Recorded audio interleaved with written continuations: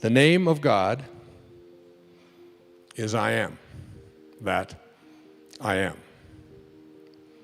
Now, every time you use the name I am, you are using the name of God.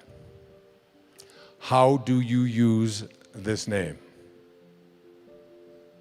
Do you say, I am sick? Many of you know that I have been diagnosed with leukemia.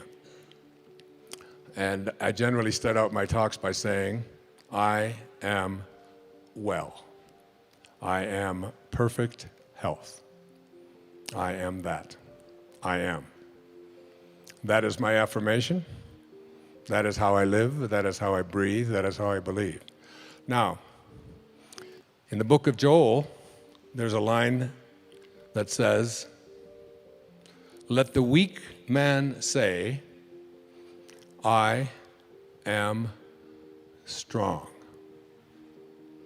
Now, one of the things that I want to leave you with here in the time that I have with you today is for you to become conscious of how you use this term, I am.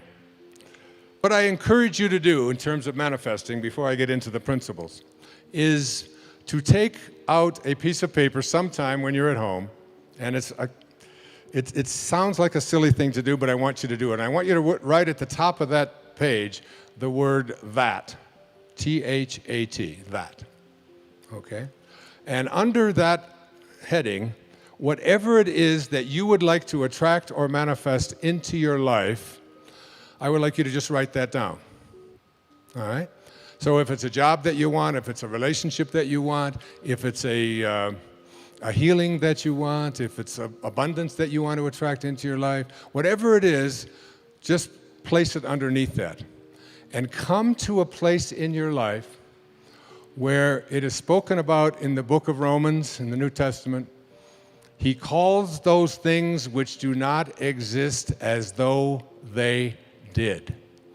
You must be able to get to this place in your life where you don't use the evidence of your senses, what your eyes tell you, what your ears tell you, what your stomach tells you, what you see written down, what the internet tells you. You want to be able to be in a place where you are living from the end as if what you would like to manifest is already there.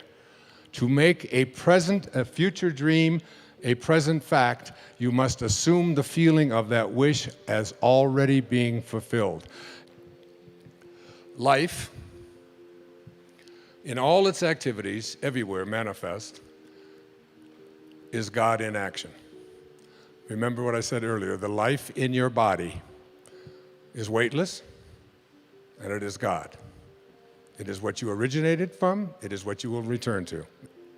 And it is only through lack of the understanding of applied thought and feeling that mankind is constantly interrupting the pure flow of that perfect essence of life, which would, without interference, naturally express its perfection everywhere.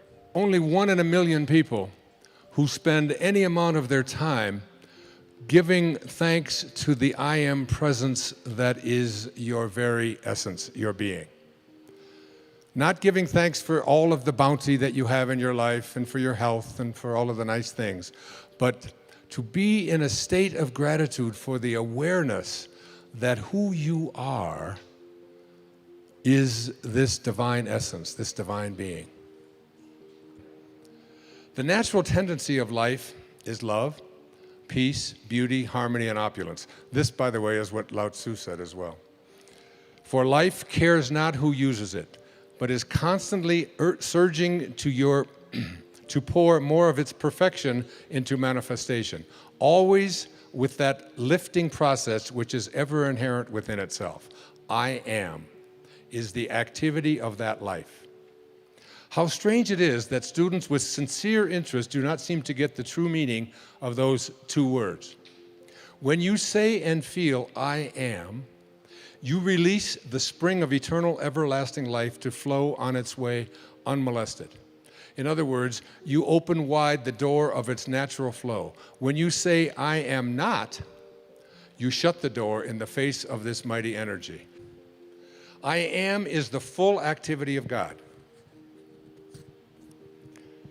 Having placed before you so often the truth of God in action, I wish you to understand its first expression in individualization, in you. All right? The first expression of every individual everywhere in the universe, either spoken word, silent thought, or feeling, is I am, recognizing its own conquering divinity. The student, endeavoring to understand and apply these mighty yet simple laws, must stand guard more strictly over his thoughts and expression in word or otherwise. For every time you say, I am not, I cannot, I have not, you are, whether knowingly or unknowingly, throttling that great presence within you. All we have to do is treasure our own magnificence and recognize that God is not something out there that is within us. There's nothing for us to do. There's no job for you to do. You don't have to win. You don't have to be anybody.